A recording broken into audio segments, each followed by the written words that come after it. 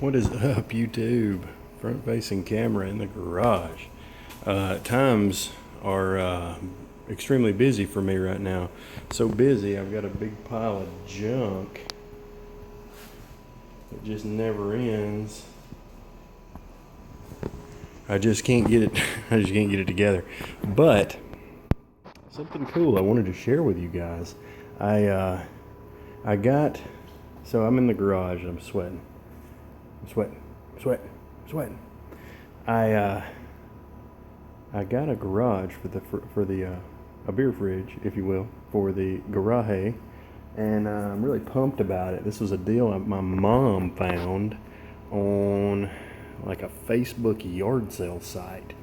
Some guy was selling this fridge, and I'll unveil it momentarily. Stay tuned. He was selling this fridge for $80. And with cautious optimism, I agreed to meet him after work with cash in hand, the intention to buy. So I went down there and looked at the fridge, which I'll show you now. You can kind of see next to the pallet is an International Harvester 1951 model. 1951. It's even still got it. This is probably a plug that somebody put on there. But it's got it has to be the original cord because it's all cracked and all that stuff. It's probably not safe, but I'm gonna, one piece at a time, get this baby back together. So here it is, International Harvester, and as you can see, with me standing here, it's only about 4.5 feet tall, maybe I don't know, maybe close to 5 feet tall. And it works. That's the amazing thing is the guy, I told the guy, I said, I'll pay you a little less than what you're asking because I'm apprehensive about it. I don't know if it's going to work. I don't necessarily believe it's going to work. And I told him, I wasn't an asshole or anything. I told him, I said, look, I don't think you're trying to deceive me. I'm just, in Adam Underwood's world, when he plugs in something, it doesn't always respond, like it should. That's the world we live in, right? Sometimes it may work for you, but when I get it home, it may not work for me. So I said, he was selling it for 80. I said, I'll give you 60 because I don't think it's going to work when I plug it in. And he said, it's going to work. 80's my bottom dollar. Take it home, plug it in. If it's not cold, bring it back. No questions asked. He said, or if you just want to call me and have some questions, you call me anytime. Not bad. So I took it. I said, okay. I said, if you'll help me load it in the truck, I'll take it today for 80. Done and done. So, long story, but I got it in. It's cooling right now. It's actually the night I plugged it in, I had it on the electricity for about an hour, and it went from warm, which it's 85 degrees, it went from warm inside to, I think I'm going to put some beers in here. Put some beers in, and by 11 o'clock that night they were cold.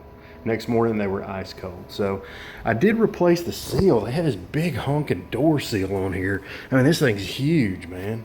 I mean, massive seal. It's absolutely, it's not the original, or at least I don't believe it to be.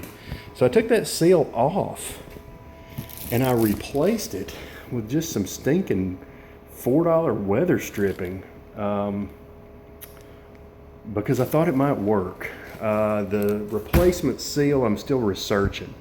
Believe it or not, it is somewhat difficult to find parts for a 1951 model refrigerator, and I'm not having a whole lot of luck.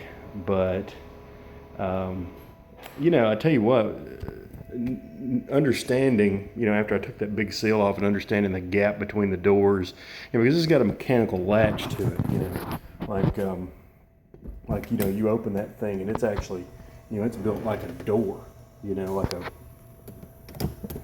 a door in your house, which there's the cold beer freezer compartment. So let's see, let's close it up. There we go, just like a bank vault. So, it really doesn't take a heck of a seal to to close everything out. I mean, it's just like a simple rubber, some people might call it a gasket, I call it a bulb seal. Just a simple bulb seal is all that's needed. But until I can find a product that will suffice, ideally it would be like very similar to the original. I'm just going to leave that foam weather stripping in there and call it a day. I don't feel any cool air coming out. Maybe just a whisper of cool air, right there. But I may go back and, this stuff is 7/16 thick. So it's a 3/4 wide strip, and it's 7/16 of an inch thick. That's the thickest stuff I could find at Home Depot. I may take these back and get maybe like an 1/8 of an inch thick, which would just be almost like thick tape, and run another, lap around the door with that, just to try to get a little compression on it, because there's not a lot of compression, but I don't feel any, it's not like it's rushing cold air. I mean, I just barely feel a little bit of coolness in there, So, yeah, that's what's been going on. I'm really pumped. I'm really excited because it worked.